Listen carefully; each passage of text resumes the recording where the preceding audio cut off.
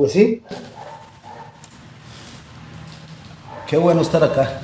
Pues un placer que nos acompañes. El día está precioso hoy, muy rico. Sí, ¿verdad? ¿A dónde Sí, estamos? sí. Estamos en Santo Domingo Heredia, en el distrito de San Vicente. San Vicente Este se llama acá, frente a la calle Ronda. Esta calle que está aquí enfrente llega y le da toda la vuelta al distrito de Santo Domingo, al de Santo Tomás, pasa por parte de Santa Rosa y está envolviendo 3 distritos del cantón. Por eso se llama Ronda. No, diría bueno, don Rodrigo, no, es que es cuadrada. Bueno, se llama Ronda en efecto porque nuestros abuelos cuando fueron abriendo esta trocha, así era para rondar todo el cuadrante central. Vos sabés que este cantón, el distrito central, nuestros viejos, nuestros abuelos y bisabuelos planearon un cantón cuyo distrito tuviera 100 cuadras muy bien delimitadas, y las tiene.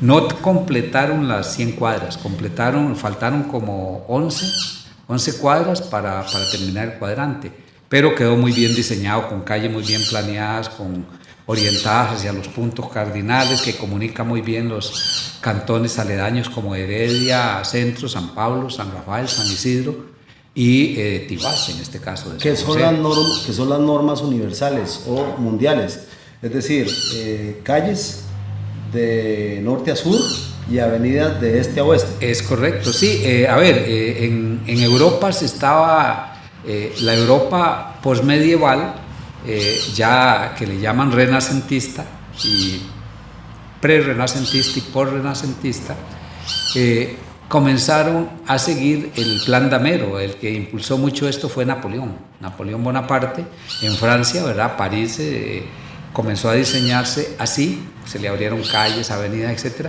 Y de ahí en adelante, pues se siguió copiando en otras ciudades. Ahora, ¿por qué Santo Domingo y nuestros abuelos empezaron así? Bueno, porque aquí se estaba exportando café. Santo Domingo produce uno de los mejores cafés de Costa Rica. ¿Desde 1820? Bueno, los domingueños comienzan a planear el cuadrante a mediados de los 30, ¿verdad? Sí, 1830, muy cerca. Después. Sí, pero el café es de esa época en que vos decís, ya el Estado impulsaba el café, y en Santo Domingo se empezó muy tempranamente a producir café. Más temprano que otros cantones. ¿Por qué? Porque yo siempre lo digo así, como historiador que soy, nuestros abuelos se habían embarcado muy bien en la producción de tabaco. El tabaco no era en cualquier lado que se podía sembrar. El tabaco se sembraba por nuestros indígenas allá en Chilcagres, en Cartago y en otros lados. Los españoles, los colonos españoles, empezaron a masificar el tabaco porque vieron que era un producto bueno de exportación. Antes de eso, en Costa Rica solo el cacao se producía, pero allá en Matina, en Siquirres, en esas zonas donde ya ir en aquellos tiempos, y hoy está larguillo, pero en aquellos tiempos ir desde acá, Valle Central, a cuidar tabaco en el Atlántico, ya era una locura, totalmente. Sí. Entonces lo que hicieron fue contratar esclavos negros y mandarlos a atender sus plantaciones de cacao. Pero cuando un siglo y resto después se comienza a producir tabaco en el Valle Central, Santo Domingo estaba perfectamente equipado, preparado para producir tabaco, porque eran zonas ricas para el tabaco a ambos lados del río Virilla, tanto de Tibás, Moravia y Coronado, como Santo Domingo Heredia, que aquí nace el río Virilla, allá en el distrito de entre Paracito y San Miguel. Entonces, todo eso se masificó de tabaco. Ahora, ¿qué significaba esto? Bueno, primero, nuestros viejos tenían un marimbero de hijos, ¿va? Porque antes se tenían 15, 20 hijos, y pobrecita la esposa, porque pasaba pariendo todos los años, ¿verdad? Ese sí era marimbista, pero de hijos. De hijos. Entonces, y sobrevivía la mitad, o 10 o 12, pero había muchos hijos. Nuestros viejos tenían tierra, entonces con un montón de hijos, todo el mundo a sembrar tiquisque, papas, frijoles, etcétera, para comer, porque no había mercado de nada. Cuando llega el tabaco, nuestros viejos tienen buena tierra muy, muy fértil para el tabaco, y sobre todo tienen mano de obra, o sea, fuerza de trabajo, espionaje, sus hijos, su familia. Comienzan a a producir tabaco y lo van a vender donde está ahí el Banco Central, que era la factoría de tabaco, ahí donde está el Banco Nacional, el Banco Central. Ahí se creó la factoría de tabaco, que era la empresa que recibía el tabaco y lo procesaba en puro o lo enfardaba para exportarlo a Panamá y a otros lados. Y nuestros, enfardaba. ¿Qué es enfardar? Enfardar es que eso se metía en fardos, o sea, en cueros amarrados, un fardo. Era una maquinita especial, cuadrada, donde se iba poniendo el tabaco y después se iba prensando y prensando ya seco y se envolvía en tabaco, se montaba en burros y iban para Panamá. Acabo de aprender que el tabaco no solo le pertenece culturalmente o históricamente a Palmares, No. porque de ahí viene un apodo que les tienen. Sí. Y esto lo digo con todo respeto. Pero, vea, empezamos a hablar de Santo Domingo y vea ya todo lo que llevamos. A este señor no lo voy a interrumpir porque precisamente tiene mucho con demasiado que contarnos. Amigos y amigas, señoras y señores, niños y niñas, jóvenes y jóvenes, como dice Foforofo. Ajá, tengo el agrado de estar con este caballero que se llama Rafael Bolaños Villalobos, a la orden. vecino de Santo Domingo de Heredia. Mingo es toda, papá. Ese Así es el es. hashtag, así le dicen los chiquillos ahora. Espero no asustarlo con mis imprudencias o con mis salidas, pero así soy. Si saben que así soy, ¿para qué me invitan? Pero es un placer tenerlo en un episodio más. Voy a ver si es el tercero o el cuarto. Quiero que sea el tercero, porque quiero cerrar. Bueno, te cuento. Puedo decirle Rafa. Claro. Me cuesta mucho no decirle Don, por un asunto muy personal. Es respeto, espero que me entienda eso, pero me cuesta decirle Rafa. Sí, bueno, pues aquí estamos. Dígame, Rafa, nada más. Rafa, es que me Así cuesta, es. en serio. Rafa, yo empecé este podcast, lo empezamos porque somos un colectivo, no de gente atrás, porque yo aquí soy el todólogo. Zoila. Soy Zoila. Pero cuando digo empezamos, lo involucra a usted y a los que han venido detrás, porque esto es de nosotros y para el pueblo tico, la idiosincrasia tica y todo el extranjero que nos quiera ver, y yo sé que lo ven. Empecé el 1 de septiembre, para mí muy simbólico. Empecé el 1 de septiembre a presentar el primer podcast. Podcast, uno de mis hijos me regaña, es podcast, no podcast, es podcast, así es. Así es, podcast. Ok. Usted algo habla inglés, ¿verdad? Un poquillo. Ok. Y ya lo iba a hacer mensualmente. Esto es una introducción. Pero me salió para hacerlo quincenalmente. Entonces, ya tuvimos el primero, el segundo el 15, que lo tuve que lanzar el 17. En parte di tiempo porque el 15 yo lo consideré un poco imprudente, porque la gente anda en su fiesta, la fiesta tica que muy pocos países la tienen, gracias a Dios. Tenemos esa dicha, esa virtud, esa bendición. Entonces, quiero cerrar con usted en el sentido de que a usted lo voy a presentar, si Dios lo permite, el 1 de octubre, pero va a ser como el cierre de septiembre, porque sé que usted tiene un acervo, se dice. Sí, acervo. Tiene un acervo riquísimo, importante. Y estoy rajando. ¿Qué más puedo rajar? ¿Y qué más? Ve, hasta que se me llena el huecho de orgullo al decir que tengo a don Rafa, en este programa que se llama Personajes. ¡Ay, güey! Me lo habías dicho, ¿verdad? No se le iba a olvidar. No, los historiadores tenemos muy buena memoria, la ejercitamos. Uno de los requisitos, me imagino. Totalmente. Ahora sí, entonces, ya que lo presenté, informalmente, claro, pero esa es la idea del programa, ¿verdad? Sin salirnos de lo profesional, porque tengo mucho que preguntarle, pero yo prefiero que usted me cuente. Entonces, resulta ser que don Rafa es de Santo Domingo de Heredia. Así es. Naciste acá. Totalmente. ¿Me podrías hablar del Santo Domingo de Rafa, por lo menos de la niñez a la juventud? Bueno, yo nací en esta misma calle Ronda, abajo, al oeste. Esa zona era una población muy originaria, ahí, toda esa parte noreste, ¿Por donde está noroeste. la Cruz Roja? Yo nací de la Cruz Roja exactamente 100 metros al norte y 200 metros al oeste. Ahí todavía existe la casa que fue de mi abuela. Alguien la compró, un amigo mío, Rodrigo, y la arregló muy bonito, exactamente frente a una venta de repuestos de auto Yosomi. Y ahí nací yo. Para la venta de autos Yosomi. ¿Sí? Entonces yo me crié ahí en la calle Ronda. Yo todavía, las familias que vivían en aquel tiempo, todavía hay descendientes de ellos, gente que la conozco, me conoce, un barriecito bonito.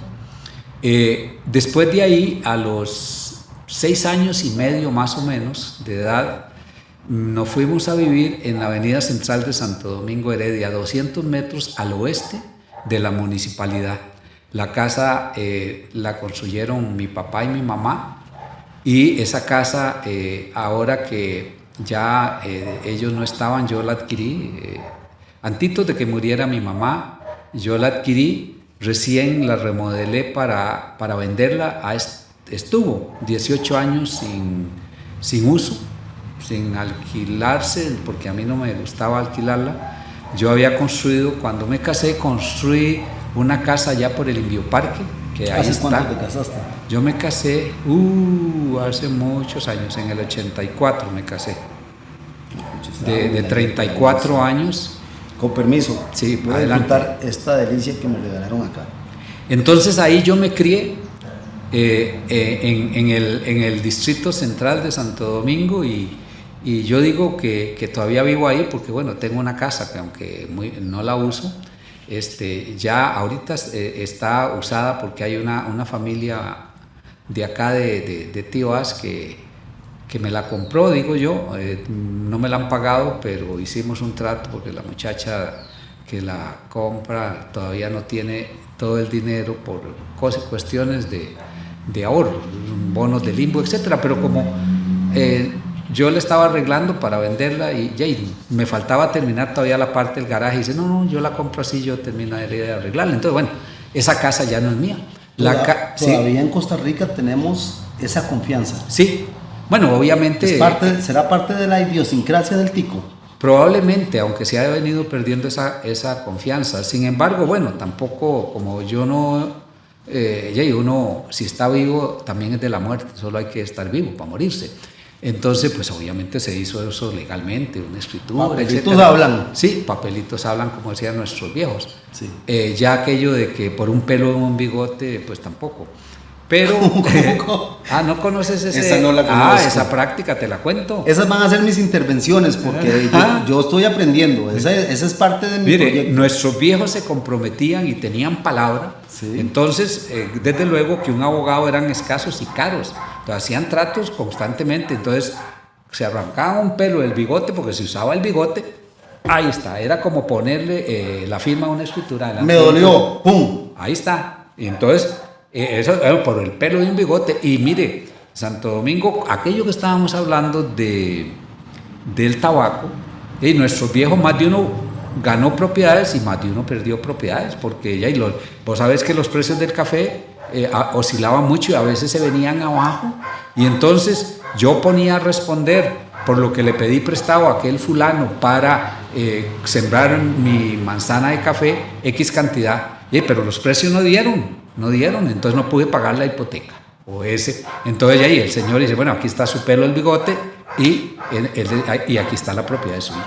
Se quedaba sin nada. Sé que no hay preguntas tontas, pero una pregunta muy chafa, ¿guardaban el pelo?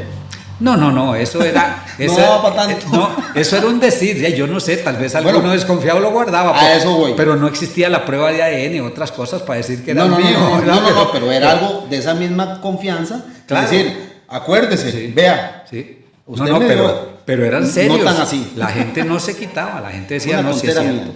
Pero es importante aclararlo porque, oye, no es una pregunta tonta, muy interesante. Además, aclaré, no hay preguntas tontas. Lo más interesante es que la primera vez que me la hacen. Entonces. ¿Está interesante? Se la dejo ojo. Muy bien. Espero que vayamos bien con eso. Sí. Bueno, yo estudié en la escuela de Santo Domingo Heredia, con excelente cuerpo docente, una escuela muy linda que vos la conoces, ¿verdad? Ahí la escuela Félix Arcadio Montero. Yo hacía eventos en esa escuela con la empresa privada en los 90s.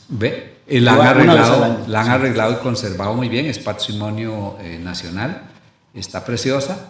Y Ahí estuve yo hasta del 57 al 63. Fue mi estudio. Habían excelentes maestras y maestros, no sé ahora, me imagino que sí, porque la escuela sigue manteniendo un prestigio. Conozco a su director recién y a los maestros con los que compartí ahora la semana cívica, muy lindo, muy entusiasta, me encantó, que todavía disfruté mucho de los actos cívicos desde mi tiempo, desde chiquillos, y los maestros y maestras hacían participar a los estudiantes en presentaciones artísticas y todo, y ahora fue exactamente igual. Mira, hasta que me venían las palmas de aplaudir de lo encantado que estuve el 14 y el 15 de septiembre reunido y compartiendo ahí con el cuerpo docente, lindísimo. Después estudié en mi juventud en el Colegio Samuel Sáenz Flores, excelente también colegio. Heredia, centro. Lo que pasa es que a mí me matricularon porque aquí todo el mundo iba al Liceo Heredia porque era el liceo que todo el mundo quería ir, como ir al Liceo Costa Rica, al Señoritas, de prestigio. Pero resulta que en ese año, en esa década de los 50 y 60 hubo una explosión demográfica muy grande en Costa Rica. Entonces, ya nacieron muchos chiquitos y muchas chiquitas. Yo me fui en esa colada, ¿sí? Yo soy del 72. Entonces resulta que ya se necesitaba más escuelas y colegios. Sí. Y yo llegué al Liceo de Heredia y ya no cabía nadie más. Entonces cogieron una serie de muchachos y muchachas y crearon un colegio nuevo. Y bueno, yo siempre digo también que fue que Liberación perdió las elecciones y había que crear otro colegio para darle chamba a un montón de amigos del partido. ¡Corte! Pero fue, se los digo a exprofesores y todo, pero fue buenísimo porque nos tocaron unos profesores y igual son mentiras, no voy a cortar nada. Profesores y profesoras de calibre, de calidad, ¿verdad? Como don Edwin León Villalobos, que en paz descanse. ¿Qué diferencia? Que fue el profesor, el director, excelente, y montones de profesores y profesoras. Sin quitarle méritos a los educadores actuales, todo cambia, como decía Mercedes Sosa, que la canción no era de ella. Sí. Pero todo cambia, pero no vamos a comparar. Pero la educación de esos tiempos, ¿qué variación le encuentra don Rafa, a la educación moderna y a la educación de esos tiempos? Era muy rígida, como se nos ha presentado en películas que no son ticas y en algunas producciones costarricenses como Marco Ramírez, que es una de mis favoritas. Sí. No era tan rígida, pero sí era muy seria. Los maestros tenían como un poco más de injerencia sobre el alumno, más libertad, y en aquel tiempo darle un reglazo a uno, agarrarle el oreja, darle 3 vueltas o un pellizco de esos que le quedaba morado, no era ningún problema. Y uno llegaba a la casa, digamos, con un moretón en el brazo o una oreja torcida o morada, ni creas que uno decía nada. ¿Por qué? Porque de seguido en la casa lo volvían a recetar doble, porque sabían que fue que la maestra le hizo una corrección seria y si uno hablaba. En cambio ahora los maestros tienen muchas limitaciones. ¿Que se les pasaba la mano? No creo, porque es que había como una sinergia. Tanto el hogar como la escuela eran únicas. Entre los dos te educaban, te orientaban era totalmente. Compartida. Sí, era compartida. Ahora no, ahora porque por diversas razones, hay muchas. La mujer en la casa y el padre se van a trabajar y de ahí en adelante el niño y la niña quedan a cargo de la escuela y se ha malentendido de que el chiquito habla mal, que el chiquito se comporta mal, es culpa de la educación, es culpa de la maestra, del maestro. No es así. Siempre he creído que la educación está en la casa. ¿Está de acuerdo conmigo? Filosofando un poquito. Totalmente. La educación, la formación empieza en la casa. ¿Y qué es lo que...? Los padres son el ejemplo. Sin malas interpretaciones, ¿qué es lo que se da en la escuela? ¿A qué va un niño a la escuela entonces?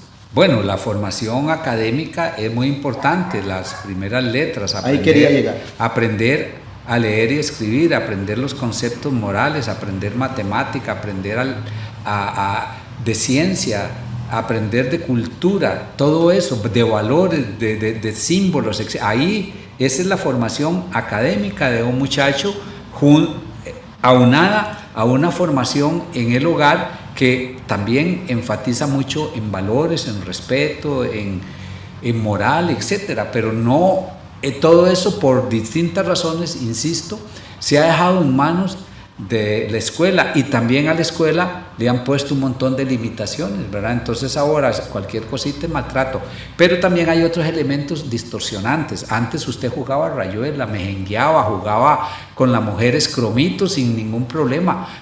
Ahora nada de eso existe. Antes existía, por ejemplo, un ejemplo, el Día del Árbol. El Día del Árbol montaban o nos íbamos 3, 4, 5 grados o toda la escuela a un potrero cargando arbolitos, y ahí teníamos un picnic que llevábamos desde la escuela todos los estudiantes y todas, con maestros y demás, y palitas, y ahí se hacía un huequito, y ese potrero dentro de 4 o 5 años era un bosquecito.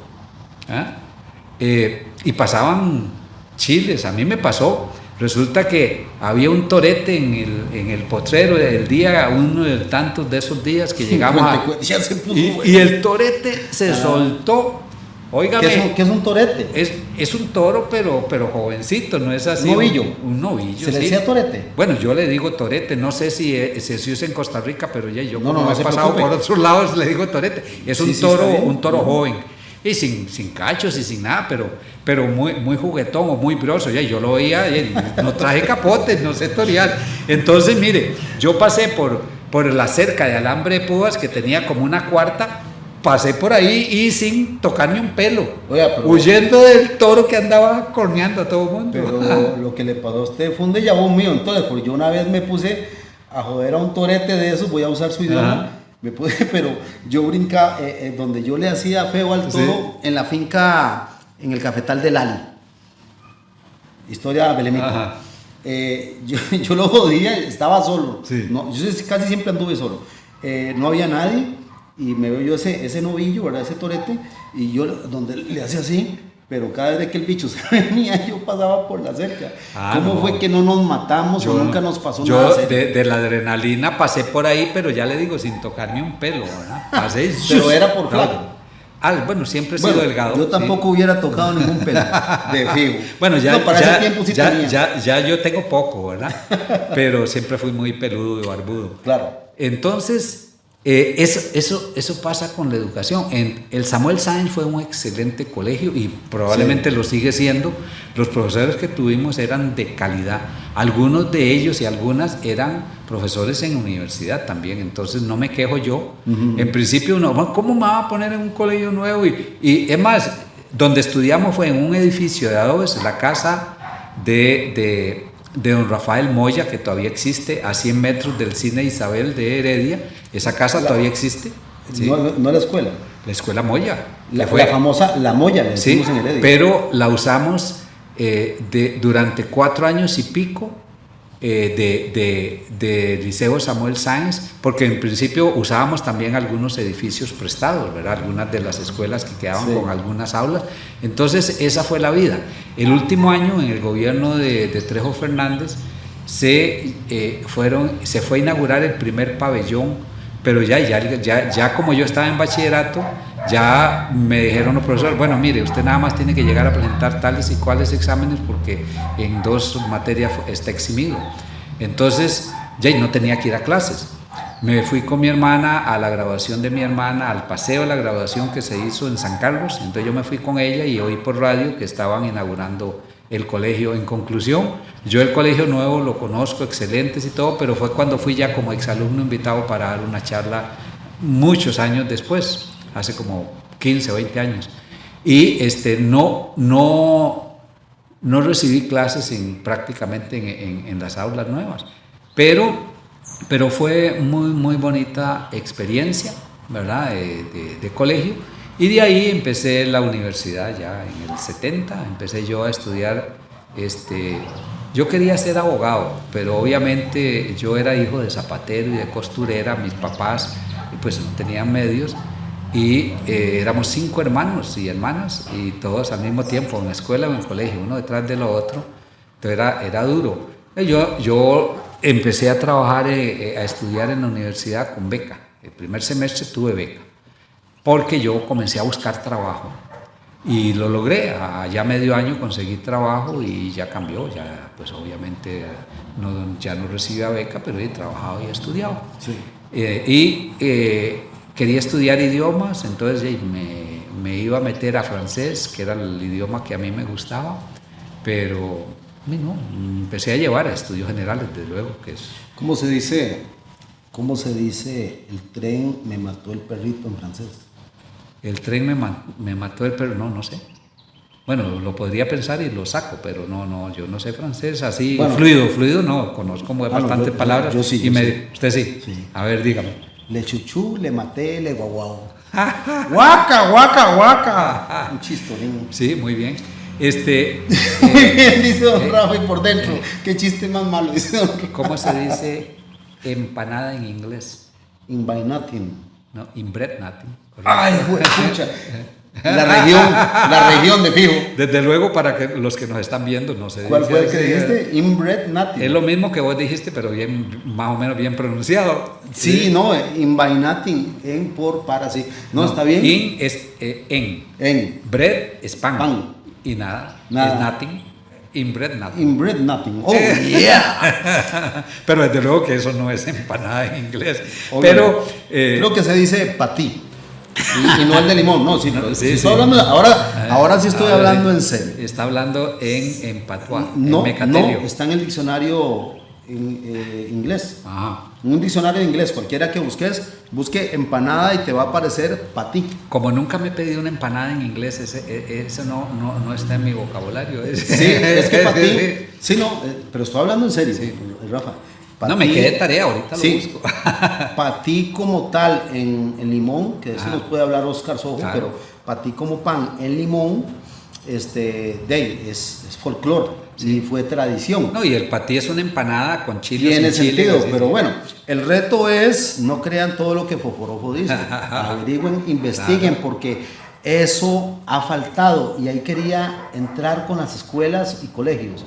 En mi apreciación, creo que estamos como ticos, estamos cortos en la introducción de cultura y folclore en las escuelas. ¿Qué opinión te merece? No, pues esa parte sí se ha descuidado mucho. Lo que pasa es que la educación, conforme se avanza, va cambiando. Por ejemplo, nuestros viejos recibían una buena formación en escuela y colegio y aprendían latín. También algún otro idioma, el inglés era algo que se practicaba, que los muchachos en los años 40 y 50 lo aprendieran en las escuelas, y otro montón de formación universal, literatura universal y cosas de esas. ¿Por qué? Porque yo todavía los primeros años de escuela, de chiquillo que iba a misa, la misa se daba en latín, ¿verdad? Se me adelantó porque le tengo una pregunta con eso. Y teníamos mucha relación con Estados Unidos, y entonces casi que el inglés de aquel tiempo era importante para el comercio y para muchas cosas. También aprendían algo de contabilidad porque se manejaban pulperías y comercios pequeños. Y hoy empezó existiendo el fax, el teléfono antes. Hoy, con X, sí, FAX, mucha gente no conoce eso.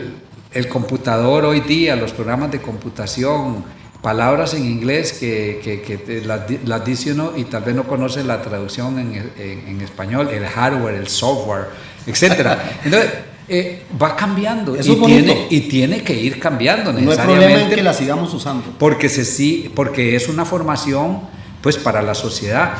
El Estado costarricense necesitaba mucho reforzar su ideología. Ahí está grabado. Su ideología, la visión de país, ¿verdad? El ser de la nacionalidad costarricense que tenía que irse construyendo desde la independencia a la fecha. Entonces había mucho refuerzo, yo podría decir que era más ideológico que otra cosa. Y según la visión de los que estaban en el dominio del poder, que normalmente en esos periodos de 1950 para atrás era la oligarquía cafetalera, aquellos cafetaleros, empresarios, y que a su vez tenían el dominio del Estado, la Asamblea Legislativa, el Poder Judicial, etc. Cosa que no es diferente a hoy día, sí, pero en aquellos tiempos estaba más reforzado. Hoy ya pensar de que nosotros no mandemos a un hijo a la escuela es casi impensable. En aquel momento hubo necesidad de aprobar leyes para meterle una multa a los padres y llevarse preso al padre si no mandaba al chiquito a la escuela. O sea, a huevo. A huevo, exactamente. Estudia o no así, estudia. muy popularmente. Había que mandar el chiquito a la escuela y si no el policía, llegaban 2 policías, uno para llevar al chiquito a la escuela y otro para llevar el tata al Tao, a la cárcel y le metían su multa, ¿verdad? Conste que dijimos a huevo, con G, Sí. U con diéresis, E, Correcto. V, O. Sí. A huevo. A la fuerza. Sí, por aquello de los malos sentimientos. Pues sí, entonces la educación va cambiando para bien o para mal. Se supone que debe ser para bien. Van cambiando la pedagogía, va cambiando la metodología, van cambiando los instrumentos. No tengo problema con eso. Sí, exactamente. El tema es, si me permite, yo creo que algunos cambios, porque todo cambia, algunos cambios se tergiversan a tal punto de dejar de lado idiosincrasia, cultura y folclore. No, en esa parte que es mi área. En esa parte que... Disculpe que insista tanto, pero... No, en eso estoy 100% de acuerdo con vos. Por ejemplo, es que somos muy copiones también. La escuela de Santo Domingo se llama Félix Arcadio Montero Monje.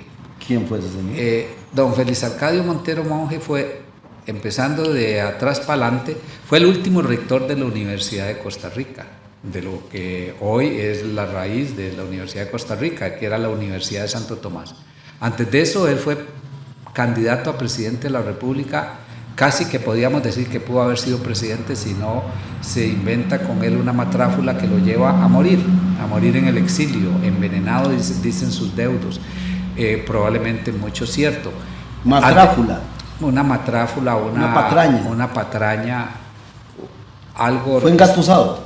No, él no fue engatusado, él se orquestó para tomarlo preso y meterlo como un perro sarnoso en una jaula así, que ni un perro sarnoso se metería en una jaula así encerrado. Hablemos rajado, por favor. Así es, estoy utilizando un lenguaje, sí. No eso es un lenguaje muy común. Muy coloquial. Y muy cierto como fue.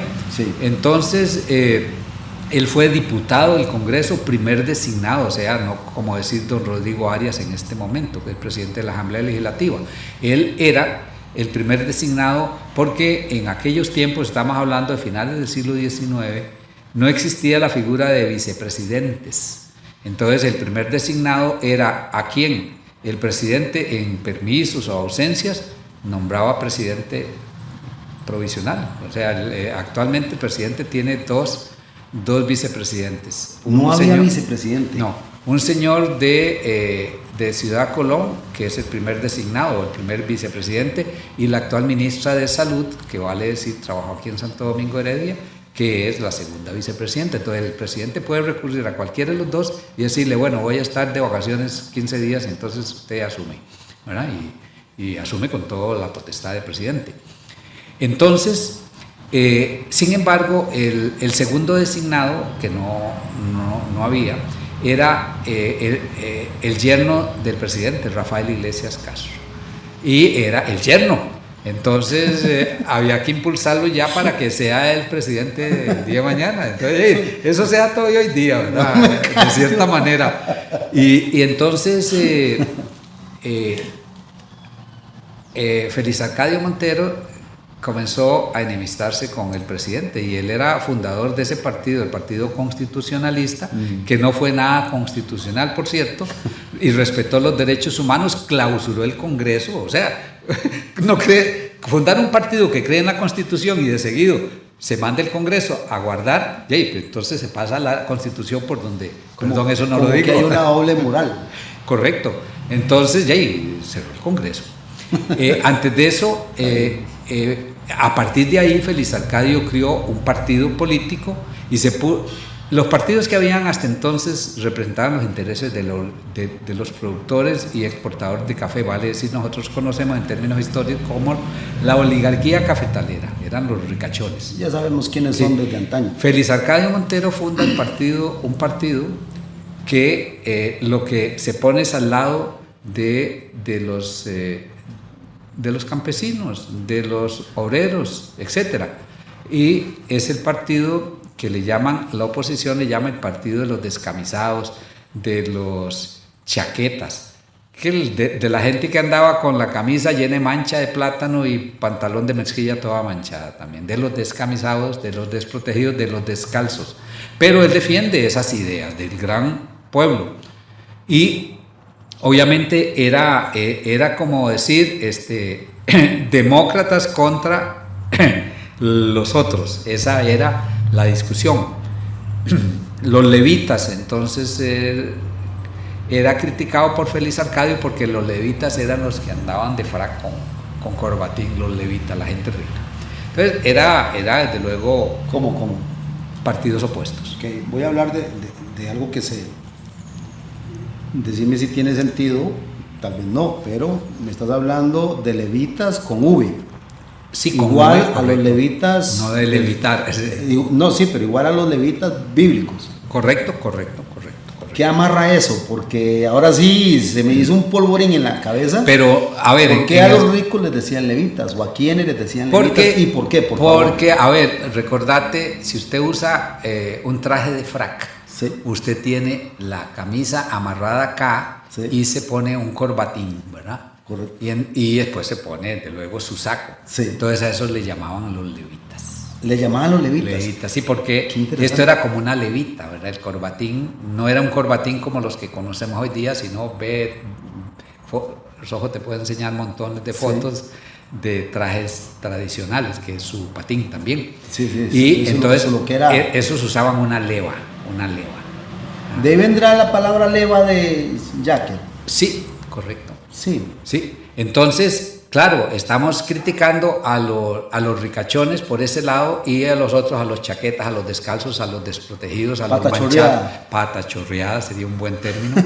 Entonces, eran... No para todos. Eran intereses totalmente disímiles, dispares, uno y otro. Y adversos.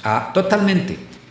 Pero desde luego que la clase poderosa se le vino encima. Sí. Y el apoyo popular hacia Félix Arcadio era enorme. Pero bueno, no nos dé miedo porque es un temazo. Sí. Eso sí lo sé de Rafa, de este caballero.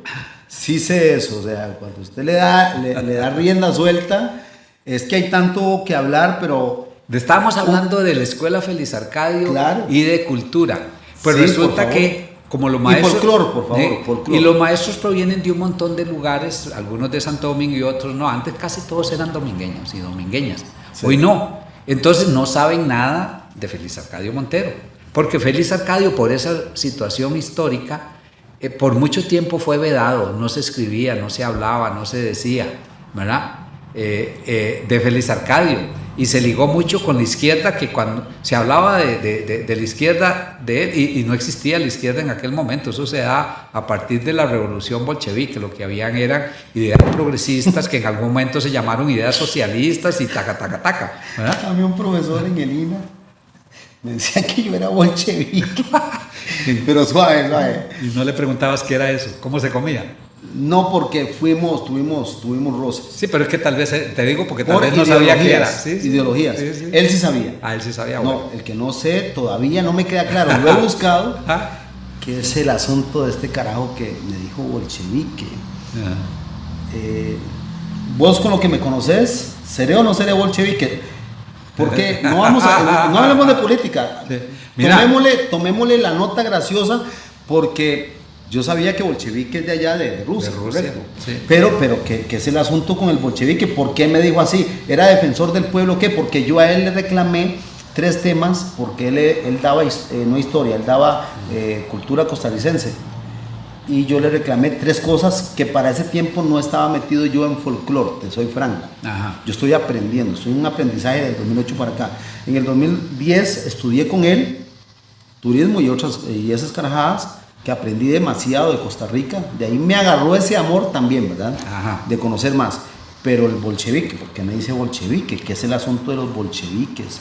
Y muy breve, porque ya nos iríamos para el otro continente. Bueno, como vos querés nada más la definición de qué es el bolchevique, en efecto, en Rusia se dio la deposición, la destitución del zarismo, de los zares, ¿verdad? Que eran todopoderosos, eran como emperadores que dominaban la vida y la muerte de cualquier ser en Rusia. Creo que zar significa rey. Sí, Y entonces la revolución bolchevique era la revolución del pueblo conducida por algunos líderes como Trotsky, Lenin, Marx, etc.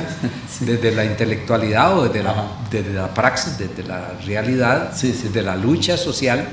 Y en efecto se depuso al zarismo y se supone que comenzaron a implementarse una serie de cambios de normas en favor del pueblo.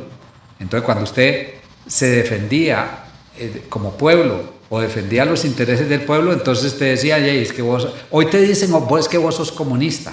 Yo no sé si ya lo dirán, pero sos socialista, sos comunista, de izquierda. Sos de izquierda. Que ya no. Y él utilizó un término, yo no diría que más suave, pero tal vez como más difuso, porque la revolución bolchevique se dio allá a principios del siglo pasado y vos probablemente no has leído nada de eso. Y cuando quieras, yo tengo como 100 libros de honestamente, pero no hace falta no he eso. querido, no, pero y sí investigué. Como cultura tal vez sí, como historia tal vez sí, pero fue una forma de ofenderte de alguna manera medio suave o darle una explicación a lo que vos estabas demandando. No es que ya me respondiste porque... No creas, ya me lo respondiste y fue lo primero que dijiste, defensor del pueblo. Sí.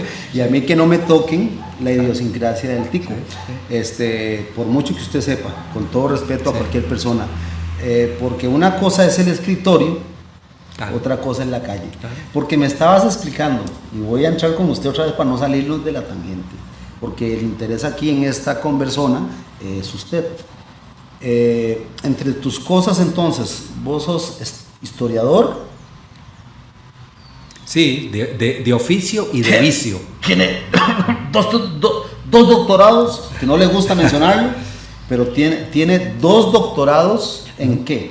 No, a mí no me gusta hablar de currículum. A ver, pero solo menciónelo. Yo estudié aquí en la Universidad de Costa Rica y después seguí algunos tutoriales con la Universidad de Hull, Canadá, lo que es la primera edición de una maestría en formulación y evaluación de proyectos sociales, ¿verdad? Sí. Aquí en la Universidad de Costa Rica. Terminé desde luego geografía a nivel de bachillerato universitario, historia a nivel de bachillerato universitario, terminé licenciatura a nivel de licenciatura en historia en la Universidad de Costa Rica con énfasis en historia colonial de Costa Rica y después estudié educación, administración educativa, llevé cursos en Estados Unidos en idioma en Long Island University, donde yo trabajé por más de 2 décadas hasta hace como 14, 15 años que dejé ya Long Island University en Nueva York.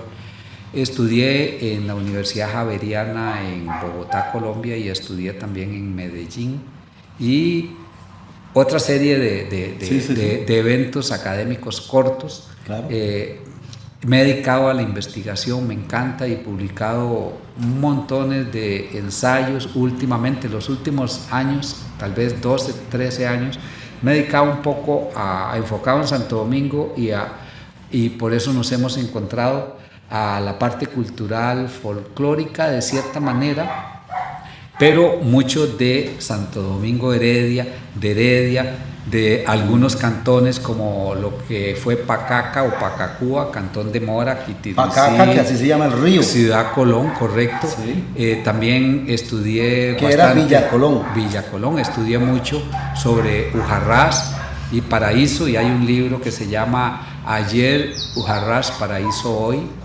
En el Cantón de Mora está la monografía o historia del Cantón de Mora, que eso se publicó en el 83 para celebrar el siglo de la fundación del Cantón de Mora. Sobre Santo Domingo, hace 35 años publiqué el primer trabajo que se llama Historia de Santo Domingo, pero se llama Al Occidente de Laura, porque este es el occidente del Valle Central, y el Valle Central en la colonia se llamaba Abra, un valle, ¿verdad?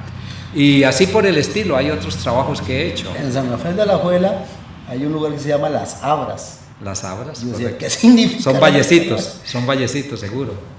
Grandes. Es peña, pero bueno. Es peña, pero abajo, ¿qué? Abajo hay una partecita plana, abierta. Sí, no hay río ni nada. Ah, ok. Pero una abra es eso. Eso es una abra, o sea, algo abierto. Es femenino, una abra. Sí. O el abra. El abra, es el abra. Es masculino, entonces. O sea, pues sí, porque es un valle y el valle es masculino. El abra. Sí, el abra. Sin H. Sin H, A-B-R-A. R-A. No V, sino abra con B. Sí, gracias. Yo sé que todo eso está en el diccionario, pero si usted no me lo menciona, no lo busco. Y prefiero que me lo diga usted. Sí, y recientemente, bueno, he ayudado a muchos muchachos y muchachas en tesis universitarias o trabajos que han hecho. Aquí creo que sí, se ve en la pantalla este trabajito. Este trabajito es el más reciente que ha ayudado a que se salga a la luz, que es de un familiar mío, Carazo Bolaños, ¿verdad? ¿Quieres comentar algo? Sí, Juan José Carazo es un muchacho educador en música, miembro de la Original Domingueña, participa en escuelas como maestro de música y fundador y un conocedor profundo de la trayectoria de la música en Santo Domingo Heredia, de la formación musical, de la filarmonía, de las cimarronas, de las bandas, de las orquestas, y se dio a la tarea de buscar el origen de las cimarronas de Santo Domingo. Encontró en ese trabajo mío de 1900 y pico, hace 35 años, en los 80s, una referencia que yo hacía de del primer grupo musical que dirigía el maestro López en 1875, con mucha de mis familiares ancestros, los Bolaños, como músicos que todavía existen. Nada más que los Bolaños son músicos. Todos los Bolaños, salvo yo. Yo no toco nada, ni canto nada, pero en mi familia sí ha habido, mi hermana, tías y primos, y ahí están. Mi tío fue participante de la Filarmónica y de la banda municipal por muchos años. Él tocaba el tambor y era tamborcillo, y también tocaba los platillos. Los platillos, sí, de toda la vida, sí, hasta ya su muerte. Una tía mía integró la primera filarmónica, mi hermana participó en la segunda filarmónica, etc. Cantaban y demás. Juan José es músico, también es percusionista, sí. Bueno, entre otros instrumentos toca mucho, es maestro, y comenzó a elaborar este trabajo que logramos sobre la marcha, muy a la carrera, publicarlo para el 150 aniversario de Santo Domingo Heredia, para el cantonato. 150 años del cantonato de Mingo. Cáigase de espaldas, dentro de, hoy estamos 20. Dentro de 8 días celebramos el 155 aniversario de la fundación de Santo Domingo Heredia. Claro, ¿qué número de cantón es Santo Domingo? Para explicarle algo a de la gente. Provincia de Heredia es el número 3. De Costa Rica, perdón, sigo. Tenemos 81 cantones en Santo Domingo Heredia. El tercero fundado después de Heredia y Barba fue Santo Domingo. Yo creo que tenemos más de 81 ya. Cantones en Costa Rica. 82. No, tenemos ya 83. A ver, ¿cuál otro? Está Río Cuarto. Ah, sí, ese fue y hay otro más que está del sur. Sí. Es correcto. Ya está aprobado. Es que no es corrección, no, está bien, porque yo sabía que estaba en discusión, pero no sabía que ya lo tienen. Bueno, entonces, frito. Con las disculpas del caso y aprendemos 83 cantones. No se trata de corrección, sino de afirmación. Ya somos 83, pero cuesta tanto, porque siempre han sido 81. Sí, pero es que, a ver, yo te puedo decir, los códigos de cada cantón. San José es 1, Escazú es 2. Sí. Y te lo puedo decir los códigos de cada uno. Los heredianos somos 4, en eso estamos bien, pero te hice la pregunta de qué número era para que me corrijas si estoy equivocado. Ajá. Entiendo que el número de cantón va en orden de aparición o en orden de Correcto. legislación. En orden de fundación, sí. De fundación. De fundación. Entonces, me estás diciendo que Santo Domingo fue el segundo cantón de toda la provincia de Heredia. De la provincia de Heredia. Sí, no, sí. el tercero. Quedémonos en Heredia. El tercero. O sea, es el 3. El número 3. Pero sí estoy en lo correcto con ese dato. Correcto. El número tiene que ver de cantón, no de provincia. Sí. Tiene que ver con la creación. Entonces, Sí. nosotros somos el cantón número 7, Belén. Belén es el número 7. Sí. Sí. Antes de eso, Flores es el más pequeñito, pero es el que le sigue. Es pequeño, Flores. Sí, Flores es el más pequeño.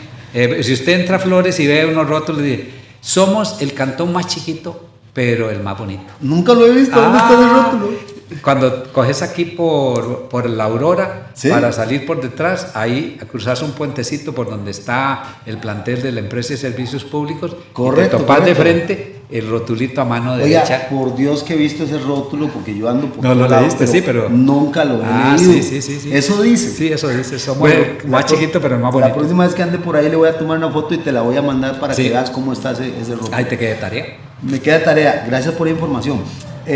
Hagamos un paréntesis, no de pausa, si quieres descansar, descansamos, pero no de pausa del programa, sino de lo que estamos de conversación. Ok. Ese león que está ahí, veo que eso no es tico, No. tiene historia ese león.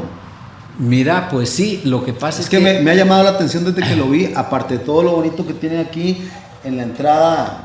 ¿Esto, donde estamos, qué es? ¿El garage? Este es ¿O el garaje, sí. Garage, o sea. Sí, perdón. El garaje. Perdón. Tiene unos adornos muy bonitos, pero me ha llamado la atención ese león porque lo veo ni siquiera, voy a batear, no lo veo ni siquiera africano, lo veo egipcio. Pero dígame algo usted. Vieras que en eso sí le quedo debiendo. Tengo que preguntarle a mi esposa porque fue ella la que lo trajo y no sé si es mexicano o si podría ser Oiga, de esa zona. Que fue más sapo. Más No, metido. es que pero te voy a es decir. que yo sé que no es tico, pero tiene la figura, evoca a algo, Sí. no sé.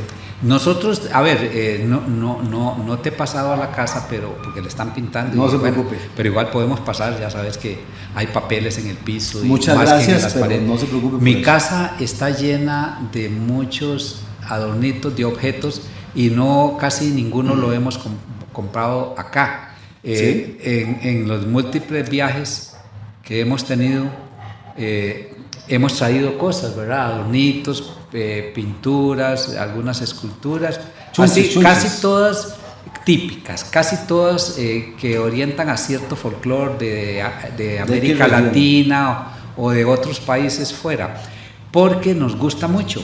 Claro. Y yo, pues por mi trabajo con Long Island University o antes en universidades, viajaba mucho. En algunos casos yo iba de trabajo y en muchos casos mi esposa me acompañaba y a la que pasé a ver a ella. Yo tenía que estar en reuniones, en visitas, en evaluaciones, en cursos. Lo siento por Sí, usted, pero entonces ella se dio gusto.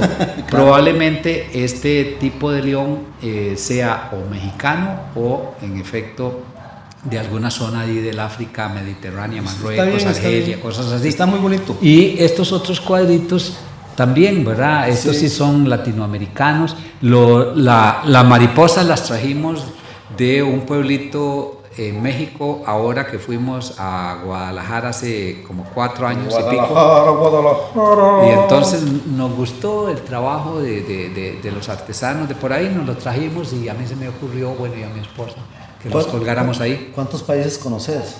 Que se te Tendría, vengan a la memoria. tendría que sumarlos en América Latina, bastantes.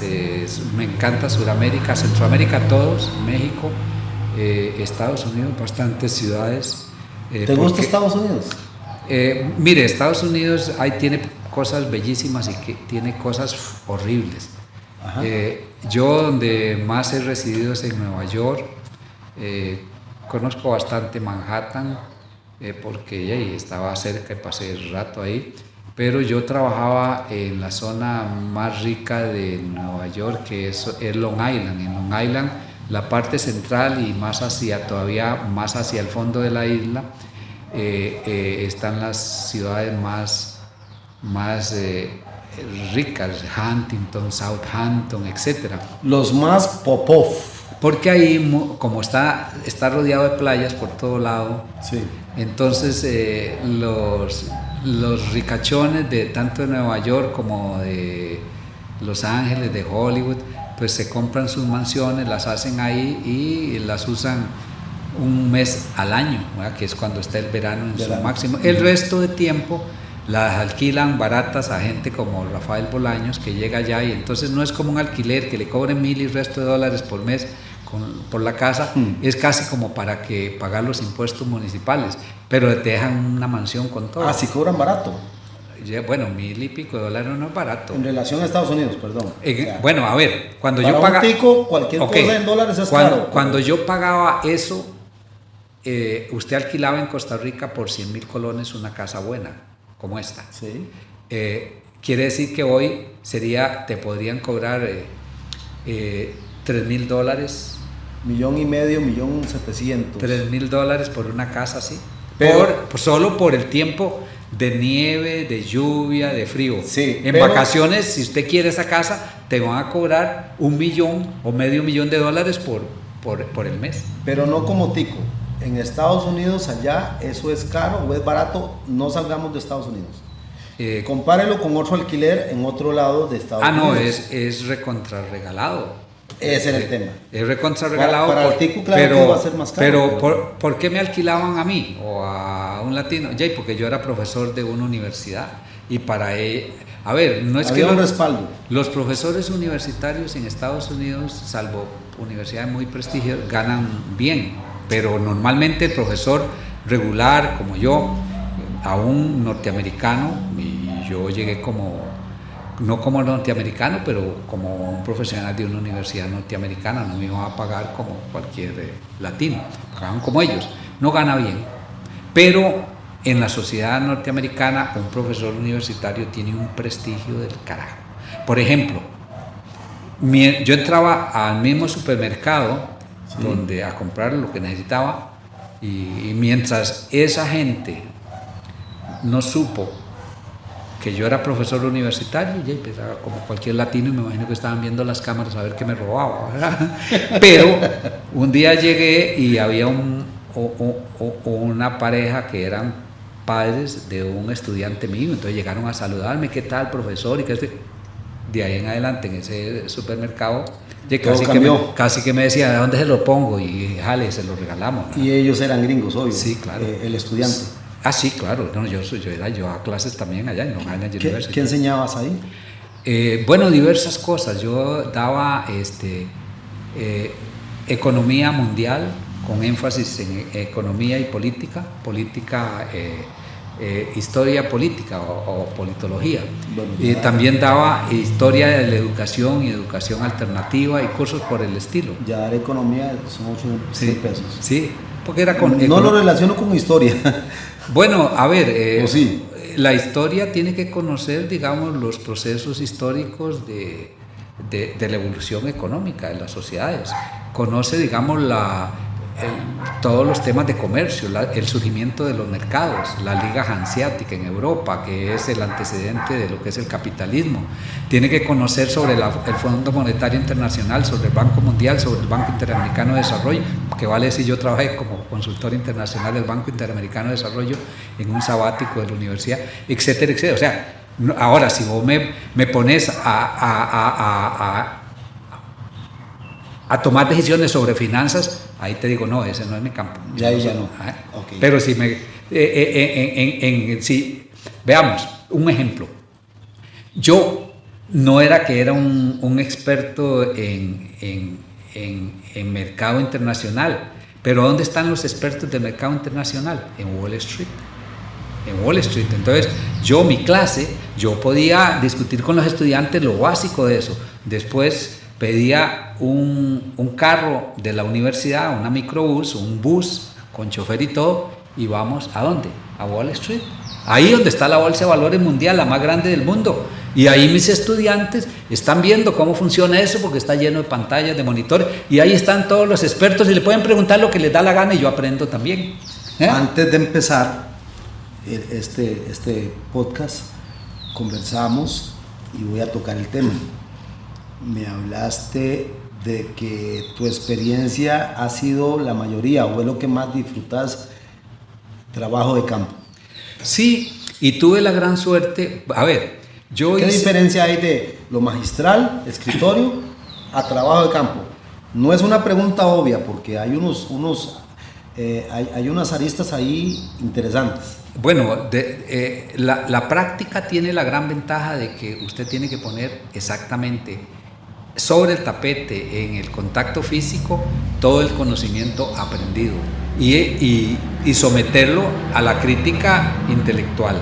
Veamos, a vos te enseñaron qué es una entrevista, tuviste prácticas de hacer una entrevista, participante o no participante, involucrado o no involucrado, eso se llama así, y llevas toda la teoría, pero ahora resulta que tenés ahí, qué sé yo, un montón de indígenas que no hablan español, que hablan bribri, cabeca, tenés allá un montón de negritos que hablan mecaterio, compañeros afro-costarricenses del Caribe, que es o garífonas también, población afro hondureña en las costas de Honduras y así por el estilo, Nicaragua, creo. ¿Verdad? Sí. O tenés un montón de carajos médicos, ¿verdad? Y tenés que hacer la entrevista.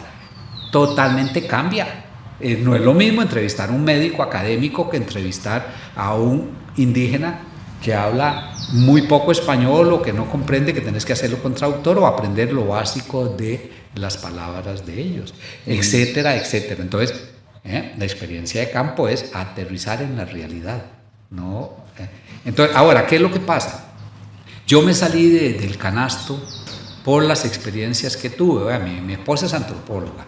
¿Qué es salirse del canasto? Para tal vez alguien no entienda. Sí, salirse del canasto es salirse de la norma. Se supone que un historiador es una profesional que está metido en archivos, leyendo documentos nuevos, viejos, lo que sea, o está en una biblioteca buscando un periódico, leyendo libros, etcétera, o participa en actividades donde están solo colegas de su propia... Eso es estar en el canasto, es lo clásico, lo que se espera de un profesional. Pues yo no.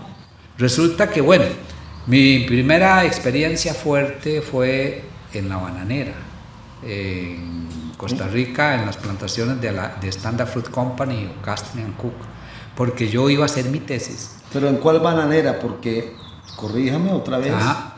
Yo conocí dos de lo que he leído. Ajá. La parte Quepos. Esa es United Fruit Company. Pero sí existía ya. Sí, no, es la primera que existió. Gracias. Sí.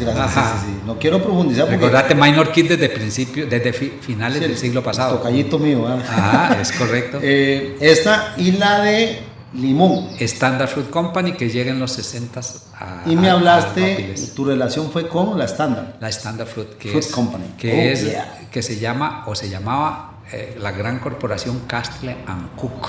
Okay. Que era la central, y yo trabajé con Castle & Cook, y en Costa Rica trabajé en el Valle de la Estrella y en todas las plantaciones de Limón, Río Frío, Siquirres, Guapiles, en todas. El Valle de la Estrella es enorme. Sí, yo empecé, te estoy hablando en 1974, yo estaba bien jovencito, cachorrito. Yo empecé a trabajar ahí porque andaba buscando información sobre la bananera, sobre los trabajadores bananeros, sobre la historia y demás. Resulta que las bananeras en aquel tiempo, y probablemente todavía, muy quitadas para facilitar que uno investigara sobre la actividad bananera de estas compañías, ¿verdad? Principalmente United Fruit Company, tan criticada que fue. La Standard, tal vez un poquito más abierta, pero no ese tipo de cosas no la facilitaba. Yo era funcionario del Ministerio de Hacienda, era jefe de capacitación. Trabajaba un poco relaciones públicas y capacitación muy cerca de la oficialía mayor. Era como asistente, ayudante de la oficialía mayor. Y tenía entrenamiento, capacitación en el campo de capacitación, valga la redundancia. Entonces, yo era el jefe ahí de esas cosas, ¿verdad? Para capacitar a los empleados en diferentes necesidades según el rango. la Estanda sacó un aviso en el periódico: necesitamos para nuestro inventario gente profesional en el campo de la capacitación y del adiestramiento. Digo, este es mi chance. Entonces, presenté mi currículum y me llamaron. Recursos humanos. Me llamaron y me entrevistaron y yo me hice loco porque digo, tal vez estos saben que... ¿Por qué?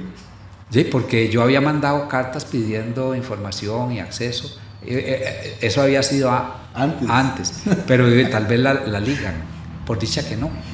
Y entonces no había tanta tecnología como ahora. Entonces yo me hice el rogado, no. Entonces, bueno, me invitaron a visitar las plantaciones, me dijeron, bueno, le ponemos el avión, todas las facilidades del mundo. Entonces yo fui y todo, y todavía regresé y vi y me hice loco. Claro que me estaba muriendo por estar dentro, por la información. Claro, pero tenías ese recelo. Sí. Y ya, sí, entonces ya me fui adentro y ya trabajé mientras recogí toda la información, era como un quinta columnista, pero bueno, también di lo mío, tanto que cuando yo decidí renunciar a la compañía no le gustó y me ofreció mejor condición y todo, pero bueno, yo tenía que jalar, tenía que jalar y me fui. Pero imagínense que ahí yo tenía el chance de entrevistar a trabajadores, de visitar y ver cosas. Trabajo de campo. Trabajo de campo, que significaba ir a ver a los que acarrean el banano, ir a ver a los que los pica una culebra, ir a ver al que se ahogó en el río, a la familia, entrevistar a los dirigentes sindicales, a la gente que vivía ahí, etc. Entonces, eso no es historia, no es de la historia, eso es de la sociología, de la antropología, claro, del trabajo social, etc. Pero bueno, eran las experiencias. Antropología, ¿sí? Entonces su esposita es antropóloga. Sí, correcto. No me diga que se conocieron ahí. Bueno, ella es domingueña y yo la conocí desde antes, pero... es de acá también. Sí, pero en la universidad desde luego fue donde ya yo le puse el ojillo. ¿Y cómo estuvo ese asunto? No, fue una relación muy larga porque ya yo trabajaba y viajaba mucho, yo era profesor y algunas compañeras y compañeros de ellos yo les daba algunas clases, ¿verdad? Claro. Entonces por ahí pues... Por ahí nació. Y además éramos tan compatibles académicamente, ¿verdad? En las experiencias, en las vivencias, todo. Sí. No era tanto lo del pueblo, aunque al final hoy día yo sé que somos primos por todos lados. Somos primos, es que en Santo Domingo todos somos primos. Sí, en eso no hay discusión. ¿Sí? Tengo unos temas ahí guardaditos, me los voy a guardar, no son para ahora, pero sí quiero que usted me los aclare en algún momento, en alguna conversación muy, no íntima, pero sí relajadísima. O sea, son preguntas que a mí me pueden salir que quiero yo sacármelas de la mente porque no son estigmas tampoco, pero son cosas de los ticos y de los apellidos y todas esas historias. Sí. Pero... Sí, a ver... yo no sé cuánto quería vos que habláramos, o que hablara yo, pero a mí no me para nadie. Sí, ya me di cuenta, pero esa es la idea. Sí. Pero ya tampoco me bombeteo, ya vamos a ir aterrizando porque no quiero cansarlo. Y también hay tantas cosas interesantes, pero sí me interesaba mucho lo del trabajo de campo. Sí. Yo sé que a usted no le gusta hablar de la profesión, pero era importante hacer ese preámbulo porque, bueno, tampoco sale de la nada lo que uno sabe. Sí, ni pero tampoco yo lo hice solo porque leí. No, es que hay toda una disciplina en cualquier área que usted estudie. Le pregunté lo del trabajo de campo, ¿por qué? Para futuras generaciones y actuales que están estudiando, no se queden solo en el escritorio, lo que les enseñan en la universidad o en el colegio. No es que se hagan rebeldes, es que sean creativos. Sí, pero proactivos. De eso mismo que estás diciendo, y para agregar aquí a quienes nos están viendo y tu mensaje a los muchachos, agrego algo sobre la experiencia de campo. Veamos, en esta última experiencia académica que yo trabajé con Long Island University, en Costa Rica ya se han abierto algunas pequeñas experiencias que se están dando. Veamos, yo con este programa no era historiador.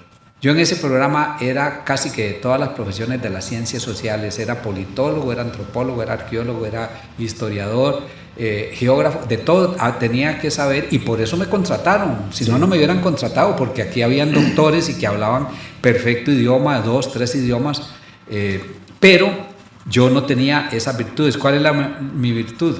Para ellos, que tenía un montón de contactos en América Latina, que había tenido experiencias multidisciplinarias, o sea, con diferentes disciplinas de diferentes, porque yo trabajaba, antes de trabajar con esta universidad, en el Instituto de Investigaciones de Ciencias Sociales de la Universidad de Costa Rica, y ahí teníamos equipos interdisciplinarios de las ciencias sociales, psicólogos, trabajadores sociales, antropólogos, arqueólogos, historiadores, geógrafos. Entonces, imagínate la riqueza para uno como profesor, integrar equipos de investigación en distintos campos.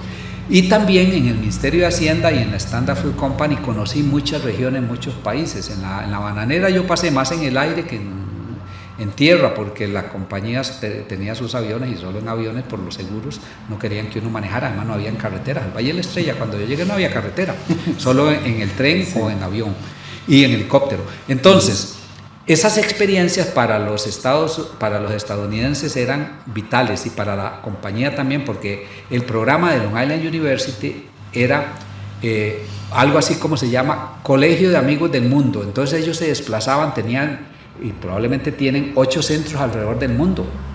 Tenían el centro para América Latina en Guatemala, y yo me lo traje para Costa Rica. Tenían el centro, lo tienen en Londres para Europa, en Kioto, Japón, para Asia, en Beijing, China, para China, en Kenia, en Bangalore, en India, para India, etc. Entonces,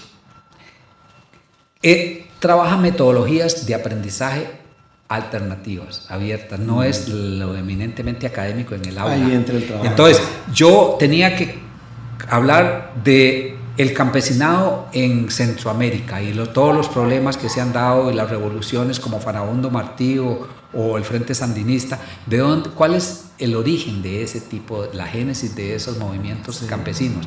Entonces, yo podía darle la clase, podía hablar de todo, de lo que había acontecido, pero no era mejor darles unas lecturitas, tener algunas discusiones con ellos, montarlos en un avión o en un bus e ir directamente a El Salvador, donde están los grupos de campesinos que dieron la liberación o son de los que masacraron los militares de El Salvador? Esos van a ser los doctores de esos muchachos. Los profesores son campesinos que tal vez son analfabetos, pero que saben más que yo. ¿Y cuál era mi rol ahí? Dirigir la discusión, enderezar tal vez algunas cuestiones del lenguaje, porque aquellos hablaban salvadoreño, español salvadoreño con dejes, digamos, al pico le dicen piocha, no sacho. Ahí los gringos quedan listos para la foto. Y entonces, ¿me vas a decir quién aprendía más ahí? Desde luego que los estudiantes, pero yo aprendía más que todavía que los estudiantes. Porque ese es un ejemplo. Te agradezco esa humildad, porque eso es. Por eso mi mensaje a los estudiantes,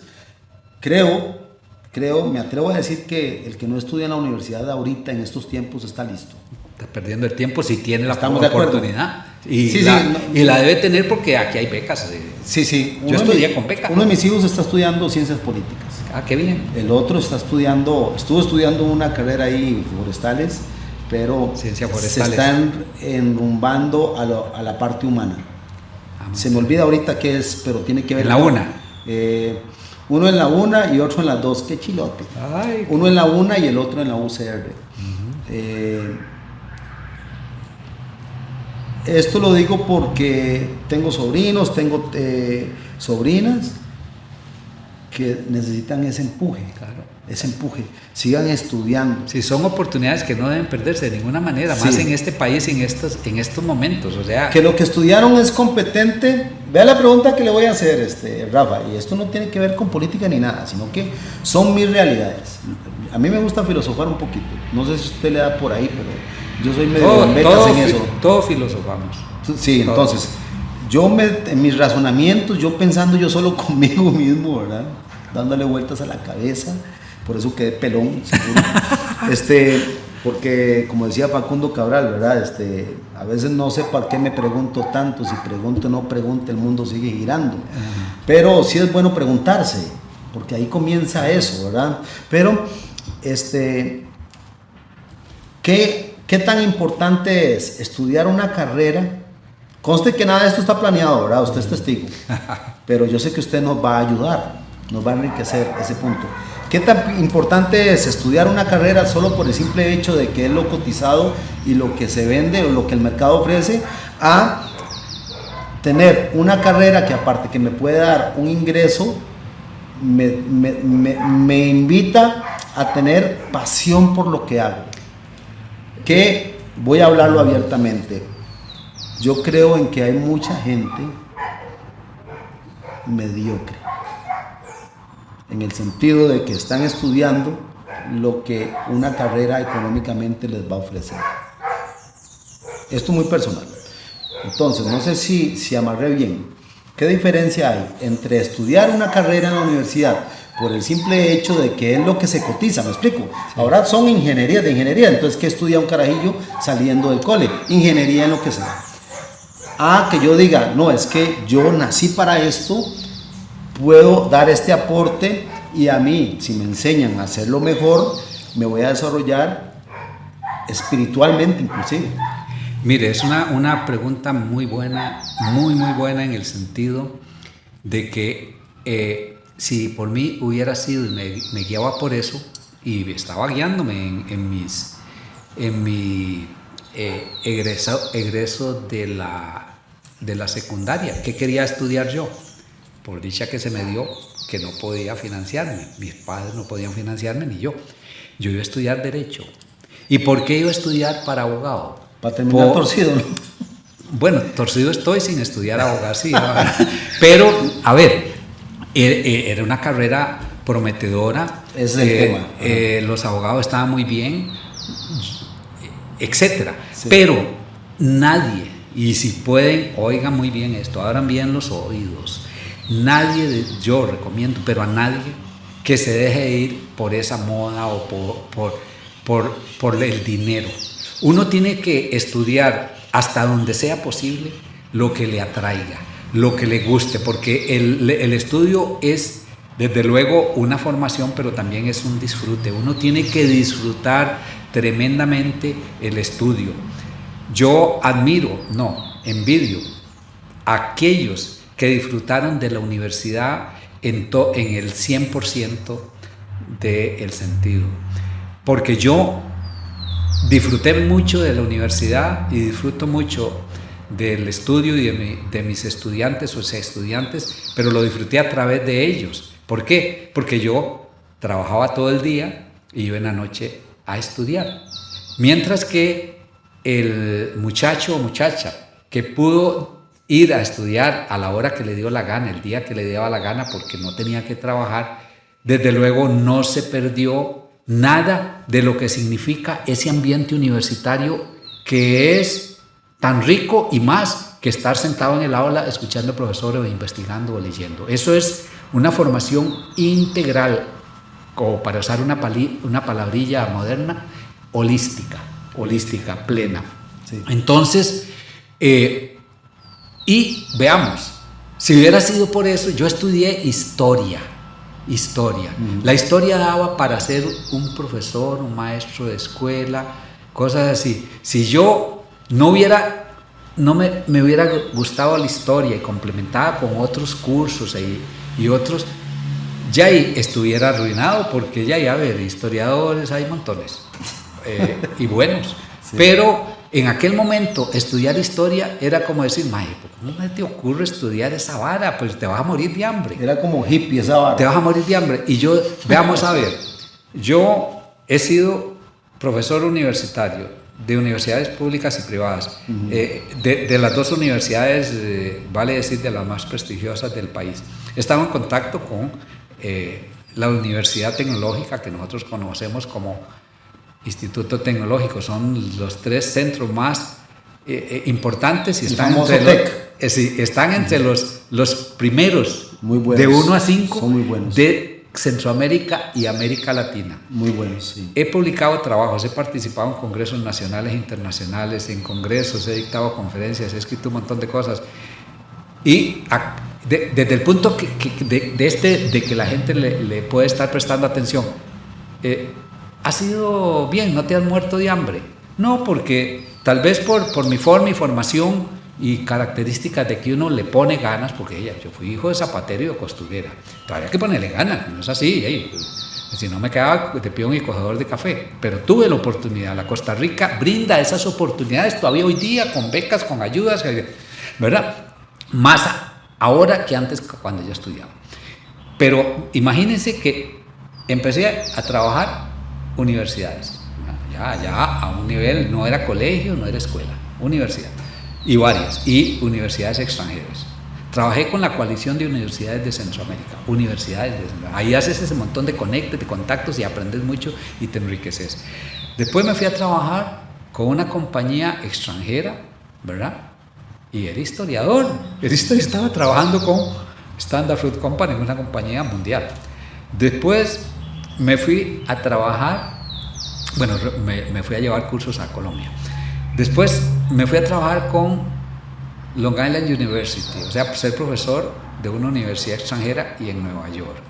No es fácil que eso no es irse a lavar platos a un restaurante allá y que te paguen como lo que te pagan, ¿verdad? Nada. El inglés lo aprendí en ese periodo. Yo aprendí inglés viejo, de 30 y pico de años. ¿Por qué? Porque nunca tuve tiempo, ganas sí, tiempo y más joven plata para pagarme cursos de inglés. Lo aprendí sobre la marcha y a puro, como decimos, huevo. Luego, con G. Y luego, en un ínterin, para efectos de los estudios que estaba llevando de proyectos sociales, presentamos con otro compañero que había conocido aquí en la coalición de universidades de Centroamérica y que fue subalterno mío, presentamos un proyecto al Banco Interamericano de Desarrollo en Washington y nos aprobaron el proyecto y entonces nos contrataron como consultores internacionales y entonces tuve que hacer trabajos en varios países del mundo. Con historia, vea por donde yo recorrí. Entonces, ¿sirve para algo la historia? Claro que sirve para todo y cualquier carrera sirve para todo, dependiendo de cómo te la creas, cómo la disfrutas. Gracias. Entonces, como que coincidimos en algo. Totalmente. Y no hay excusas. Mi hija mayor, con mi nieta, Abigail, está estudiando enfermería. Le cuesta, porque ya tiene una relación de familia, pero ahí está. Ahí va. Entonces, no hay excusa en Costa Rica. Somos privilegiados. Sí. No importa que estudies, cosas, pero sí, ojalá que te guste. Y desde luego que en Costa Rica, es que a ver, si a mí me dicen, bueno, ¿has ejercido solo historia? No, he ejercido la historia, pero aliada a un montón de oportunidades que la historia me permitió. Sí. Aliada a la sociología, a la antropología, a la arqueología, al trabajo social. Yo he asesorado tesis de trabajadoras sociales, de educación, de historia, desde luego, de abogados, de ingeniería del actual alcalde, ¿verdad? Que es ingeniero muy bueno en estructura, y no anduve yo debajo de él en los túneles de Liz y todo para que hiciera su tesis, de arquitectura, montones de ingenierías. Pues es que depende un poco de cómo vos, además de la formación académica, vos te formes. Es que a ver, la escuela es la vida, la universidad es la vida, es muy importante. Usted no se puede quedar solo con lo que te dan en la escuela, en el colegio, en la universidad. No, usted tiene que ponerle, sí, claro, ponerle con ganas, porque tiene que gustarte también. Claro. Vamos a empezar a cerrar y nos va a llevar 1 hora más, no son bromas. Este era el cierre. Vamos a empezar a cerrar. Bueno, no, sí vamos a hacer. Pero a ver, pues esa impresión de que fue así, honestamente. El que no quiere apaga, punto. Nosotros seguimos aquí tirados. Y usted diciendo que fosforofo más montado me tiene aquí. Es que estamos fosforones. Fosforofiados. Fosforofiados, tienes razón. Yo estoy usando el término fosforofo, lo estoy como cantinflear. Sí. Así yo, ya me fosforofié. Es cuando dije alguna yeguada. Vamos a cerrar, pero a su tiempo. No al tiempo de un programa ni que nos quedan 5 minutos, nada. Si gusta, cierra los ojos, porque es que no hemos hablado de esa parte humana de Rafa, que a mí me interesa mucho. Le voy a dar 2 propuestas para cerrar. Una es que cierre los ojos si quiere o si lo ve necesario y hábleme Una de dos, de la Costa Rica de antes o del Santo Domingo de antes. Añoranzas, casas viejas, evocaciones de gente, lo que quiera. Había una señora que le decían tal cosa. Y vi que estaban esos son los dos temas. ¿Verdad? De antaño, de antes de medio siglo, del siglo pasado, ¿será? Sí, sí, exactamente. Hay mucho de eso. Por favor. De eso, sí. Y ahora que usted muy amablemente me abrió el portón de su casa y me llamó la atención que de una vez me rematara, porque a mí me gusta mucho con demasiado, me empezó a hablar de los árboles. Entonces veo que esa área no es agronomía, ¿verdad? Sino que esa área de la tierra y lo campesino le gusta y le atrae. Tiene unas flores muy bonitas aquí atrás, un jardín hermoso, que los felicito a ambos. No sé si su esposita también le gusta. Desde luego. Entonces sí, comparten esas dos cosas, pero esos dos temas no lo voy a interrumpir. Empecemos por lo del campo y después cerramos con broche de oro, porque quiero que la gente conozca la Costa Rica que ni siquiera yo conocí. Tengo un interés en eso, en orden de que prevalezca la idiosincrasia tica de nuestros forjadores, no de 300 años atrás, del siglo pasado. Porque Costa Rica cambió mucho en ese siglo, ¿correcto? Totalmente. Te agradezco eso y vamos a darle una horita más, yo con mucho gusto. Usted es el que manda.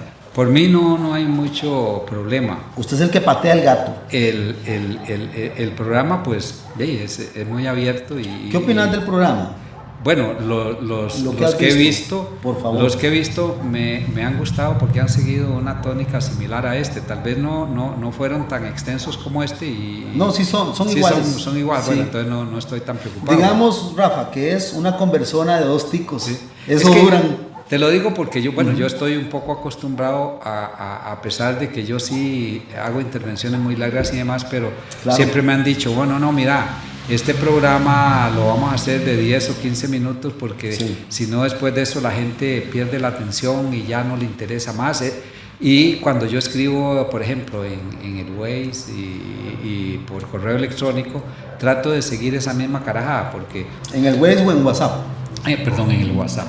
Es el problema de conocer mucho inglés, se le enreda a uno. Sí, en el WhatsApp porque es cierto, yo mismo, a mí me mandan por WhatsApp 4 páginas y digo, qué pereza. Cansa. Entonces ya llega un momento en que lo que hago es una lectura rápida. Yo también llevé esas técnicas de lectura rápida, entonces rápidamente puedo pasar las 4 páginas y me queda el gran contexto, pero eso no cualquiera tiene ese entrenamiento. Sí. Pero yo no podría leer ni en el monitor, ni en mi computador, ni en el celular menos, algo tan grande. No le presto, llega un momento en que pierdo la atención, entonces trato Pero aquí, aquí la ventaja es que es muy ameno y el que le está gustando lo que estamos hablando por diversas causas, ya va a seguir allí. Y si tiene tiempo, pues bien, y si no lo corta y después sigue. Bueno, muchas gracias.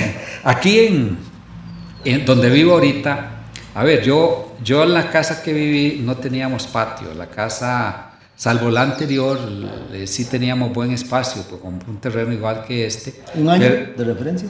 Estábamos hablando de hace 14, 15 años, aunque yo el terreno del otro lo compré en 1970. Sí.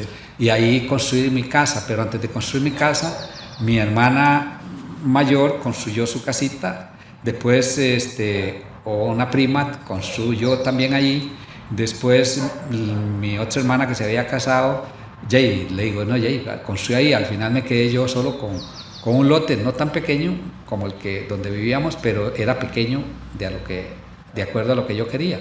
Entonces, de pura casualidad, un día, cuando renuncié a la Universidad de Costa Rica, la cooperativa me devolvió el dinero que yo estaba ahorrando y con ese dinero le digo a mi esposa, y compremos un lotecillo porque esto era para la pensión. Y compramos este lote, pero no era un lotecillo, era un lotezote.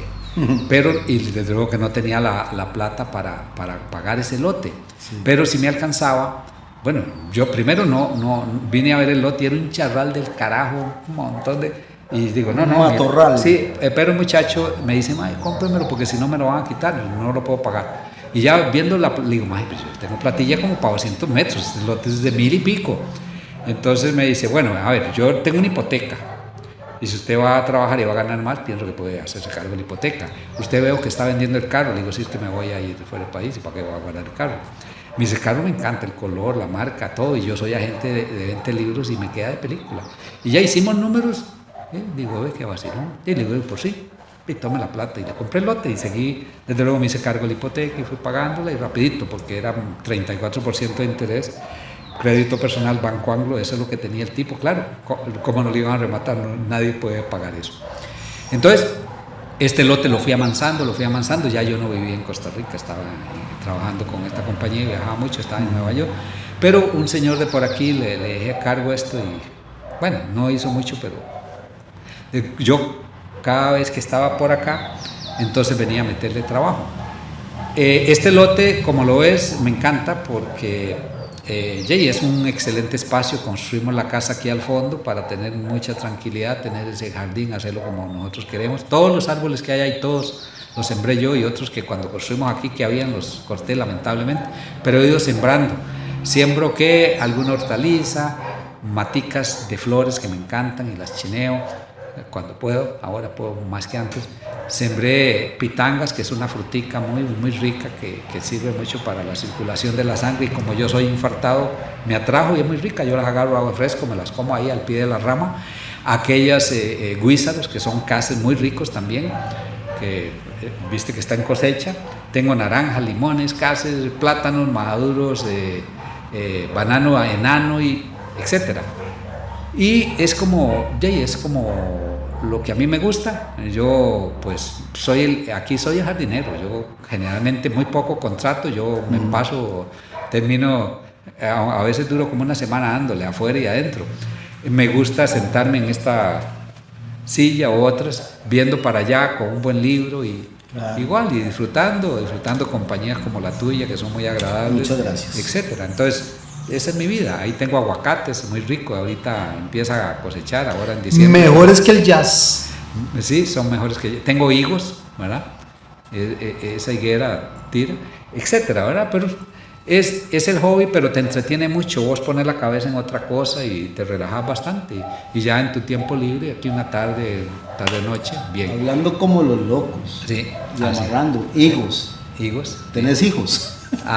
Tengo 3 hijos, ya treintones, el menorcillo tiene 27, 28, mi hija mayor tiene 35, hay una que vive con nosotros que no está aquí porque esto es como el hotel de ella.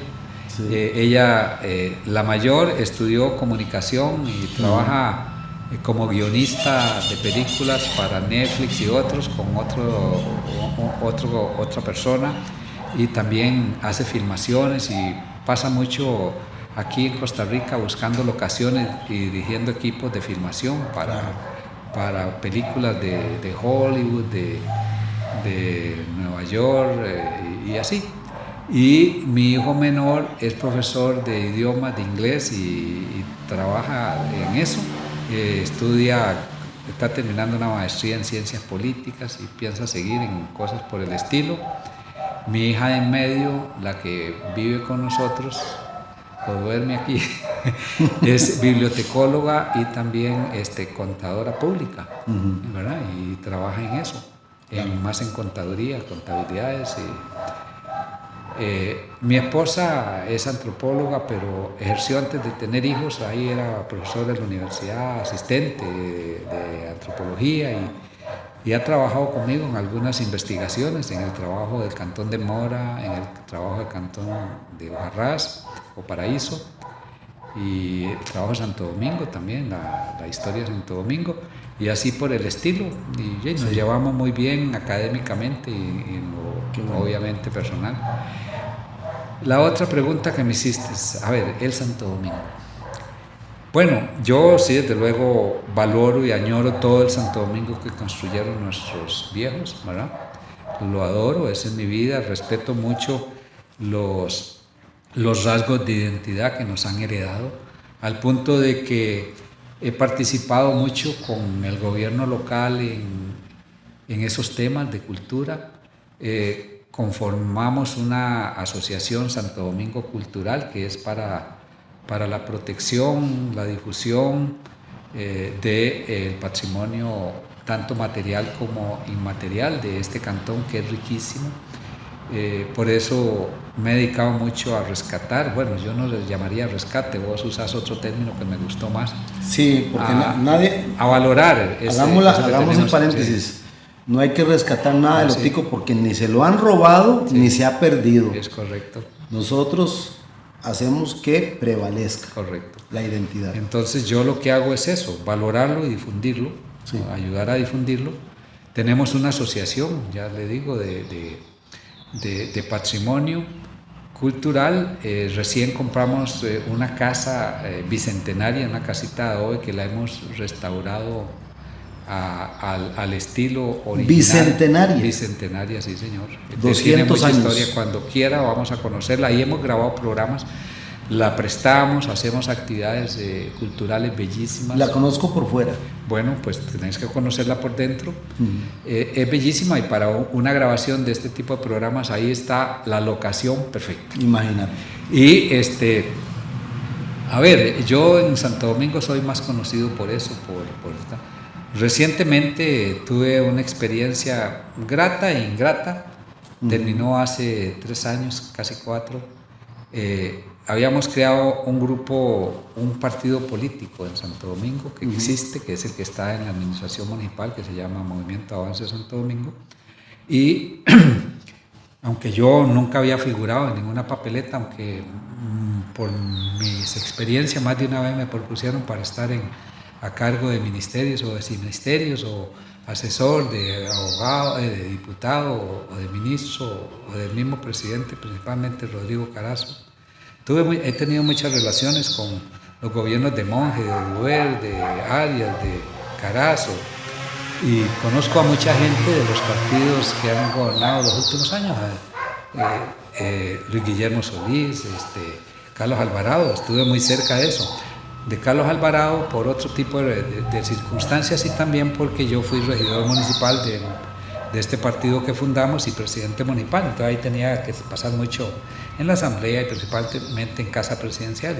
Y ya de todas maneras conocía principalmente a la primera dama y por ahí. Pero eso fue como un accidente. Realmente yo no estaba en la papeleta para ser regidor, pero estaba de suplente en esa papeleta y la compañera que tenía que asumir se enfermó y asumió.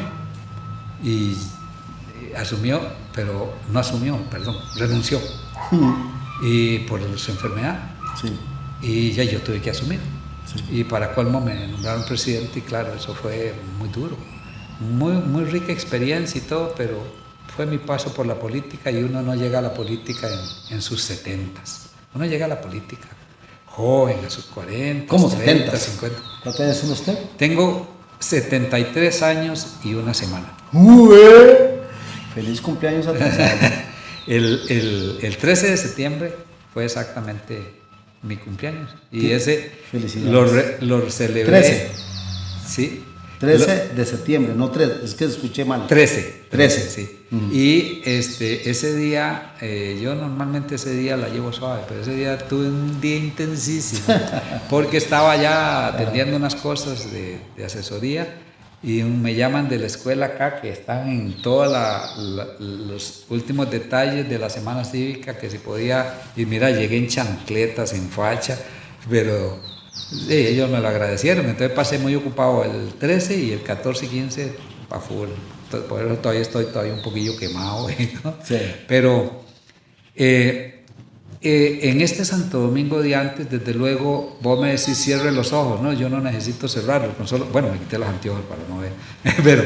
Fue un decir, pero, sí, pero a mí sí me gusta cerrarlos. Yo te puedo describir, esto que vos me pedís es un ejercicio muy bonito. En el caso mío, como mi cerebro tiene toneladas de información de Santo Domingo y de la historia, yo te podría describir el Santo Domingo de hace 1000 años, de hace 2000 años, de hace 500 años, del siglo pasado, del siglo antepasado, previo a los 50, que yo no había nacido. Lo puedo ver sin mucho, como ver una película, porque lo puedo describir con detalle por la cantidad de información que conservo. Una virtud. Y por eso es que yo escribo esas cosas, porque las estoy viendo. Sí. Las estoy viendo como que si las hubiera vivido.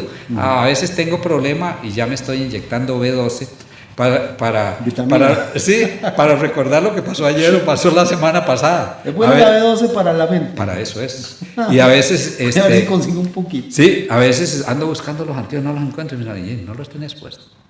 Ando buscando el celular, ¿verdad? La historia del carpintero y el lápiz. ¿Con qué estás hablando? Con el celular lo ando buscando. Ya, esos ya son lapsus de la edad y de la falta de vitamina. No me puede dar, yo pensé que era solo yo. Ya me doy cuenta que no. Pero sí, por eso te hablo, te hablé del tabaco, por eso te hablo del café, te puedo hablar de un montón de cosas. Ya me hiciste muchas referencias, pero quería cerrar con eso porque lo quería más personal, me voy a entender más. Sí. El término cerrar los ojos es eso, a ver qué evocaba. Sí. Tampoco es sacar lágrimas, porque esto no es un programa de sensibilidad ni tampoco de emociones. Sí. O sea, aquí venimos a pasarla bien, a conversar. Ya se cayó esta carajada, pero es porque ya nos dijeron que tenemos que hacer la producción allá, que está allá, más allá de más allá. ¿Querés decir algo más? Bueno, yo creo que he dicho mucho y queda mucho por decir. Claro. Pero eso, cuando quieras invitarme a tu programa, estoy a la orden, no hay ningún problema. Agradecería una próxima, porque bueno, usted, Sojo y Rigo. Acabo de hablar allá en Vueltas de Jorco, en Acosta. Ah, qué bonito. Que es más bien, ellos pertenecen a San Gabriel de Acosta. Tablazo. ¿San Gabriel de Acerrí o de Acosta? No, de Acosta. San Gabriel. Hay también San Gabriel de Acosta.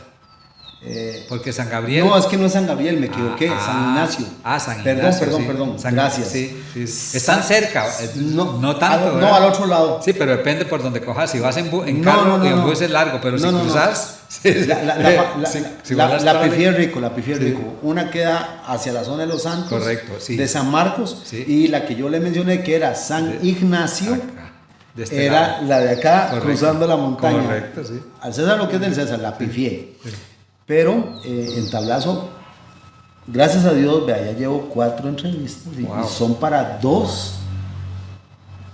3 programas, que no voy a abusar. Tenemos costarricenses interesantísimos, sí. ¿No? Por dicha, nunca vas a decir qué hago hoy, no. Del menú que tengo, ¿cuál escojo? Es lo que va. Muy bien eso, qué bueno. Bueno, esa es la consigna. Rafa, voy a decirle Rafa, me cuesta mucho no decirle don. A la orden. Rafa, estimado señor, gracias por tenerme en esta preciosa casa. Me siento muy a gusto porque sé que estoy hablando con una persona con mucha trayectoria, pero es que yo respeto eso.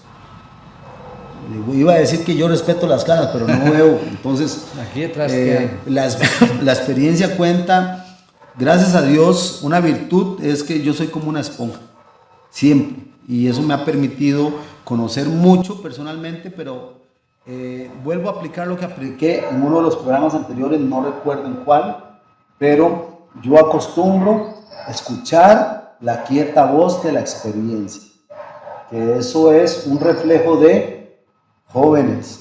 Escuchen a sus mayores, escuchen especialmente a los ancianos. No le estoy diciendo ancianos.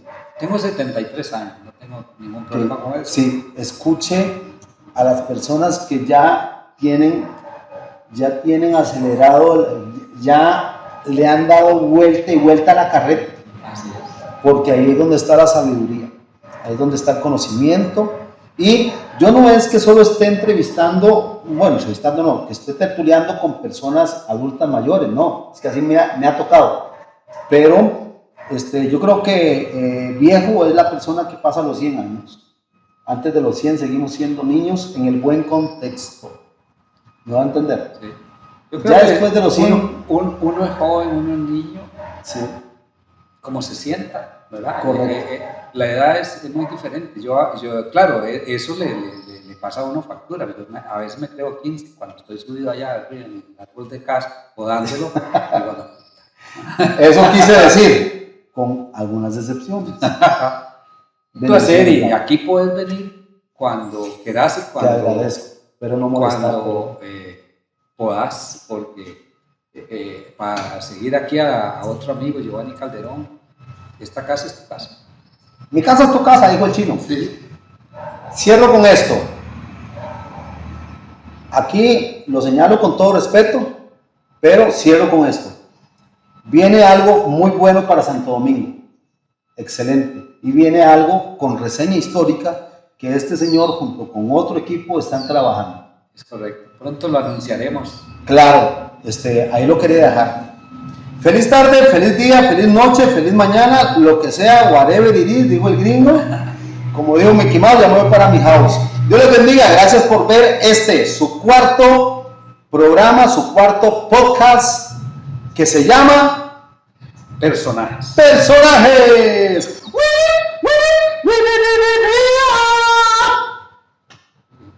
Gracias.